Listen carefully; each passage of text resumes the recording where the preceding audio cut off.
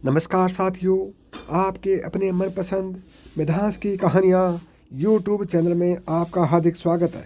साथियों, आज मैं आपको बताऊंगा शब्दों का परिणाम बड़ा भयंकर होता है, इसलिए जो भी शब्द आप बोलते हैं सोच समझकर बोलें। कहीं ऐसा ना हो कि आपके मुंह से कोई शब्द निकल जाए और उसका परिणाम आपको भयंकर रूप से भुगतना पड़े। साथियों, 18 दिन के युद्ध ने द्रौपदी की उम्र को 80 वर्ष जैसा कर दिया था, शारीरिक रूप से भी और मानसिक रूप से भी। शहर में चारों तरफ विधवाओं का बाहुल्य था, पुरुष इक्का दुक्का ही दिखाई पड़ता था। अनाथ बच्चे घूमते दिखाई पड़ते थे और उन सब की वह महारानी द्रौपदी हस्तिनापुर के महल में निस्वस्थ बैठी हुई शून्य को निहार रही थी। तभी श्री कृष्ण कक्ष में दाखिल होते हैं। द्रौपदी कृष्ण को देखते ही दौड़कर उससे लिपट जाती है। कृष्ण उसके सिर को सहलाते रहते हैं और रोने देते हैं। थोड़ी देर में उसे खुद से अलग करके समीप के पलंग पर बैठा देते हैं। द्रौपदी, यह क्या हो गया सखा? ऐसा तो मैंने नहीं सोचा था। श्री कृष्ण कहते हैं, नियति बहुत क्रूर होती है पांचाली। वह हमारे सोचने के अनुरूप नहीं चलती, वह हमारे कर्मों को परिणामों में बदल देती है।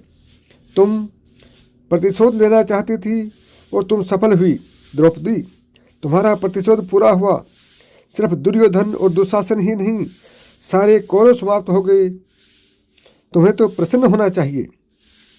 द्रौपदी ने कहा, सखा, तुम मेरे घावों को सहलाने आए हो या उन पर नमक छिड़कने के लिए? श्री कृष्ण कहते हैं, नहीं द्रौपदी, मैं तो तुम्हें वास्तविकता से अवगत कराने के लिए आया हूँ।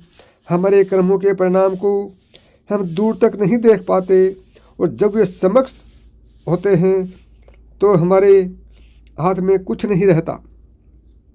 द्रौपदी ने कहा, तो क्या इस युद्ध के लिए पूर्ण रूप से मैं ही उत्तरदायित्व हूँ कृष्ण? कृष्ण ने कहा, नहीं द्रौपदी, तुम स्वयं को इतना महत्वपूर्ण मत समझो, लेकिन तुम अपने कर्मों में थोड़ी सी दूरदर्शिता रखती तो स्वयं इतना कष्ट कभी नहीं पाती। द्रौपदी कहती है, मैं क्या कर सकती थी कृष्ण? तुम बहुत कुछ कर सकती थी। कृष्ण कहते हैं, जब तुम्हारा संयम हुआ तब तुम कर्ण को अपमानित नहीं करती और उसे प्रतियोगिता में भाग लेने का एक अवसर देती तो शायद परिणाम कुछ और होते। इसके बाद जब कुंती ने तुम्हें 5 पतियों की पत्नी बनने का आदेश दिया तब तुम उसे स्वीकार नहीं करती तो भी परिणाम कुछ और होते। और उसके बाद तुमने अपने महल में दुर्योधन को अपमानित किया कि अंधों के पुत्र अंधे हैं। यह नहीं कहती तो तुम्हारा चीरहरण नहीं होता, तब भी शायद परिस्थितियों कुछ और होती।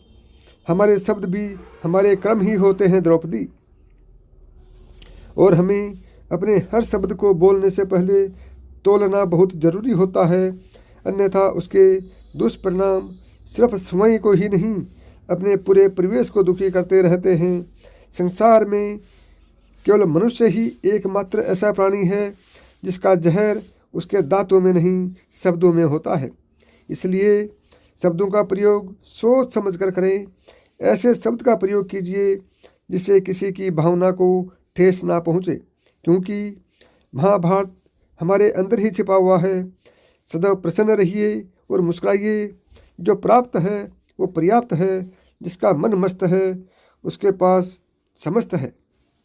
साथियों, यदि यह प्रेरक कहानी आपको पसंद आई हो तो वीडियो को लाइक ज़रूर करें, अपने दोस्तों के साथ शेयर करें, और मैं उम्मीद करता हूँ कि इस कहानी से आपने कुछ सीखा होगा। और आप कमेंट करके ज़रूर बताएं कि आपने कुछ सीखा या नहीं सीखा। अगले बेहतरीन कहानी के साथ फिर मिलेंगे, तब तक जय श्री कृष्ण, जय श्री राधे।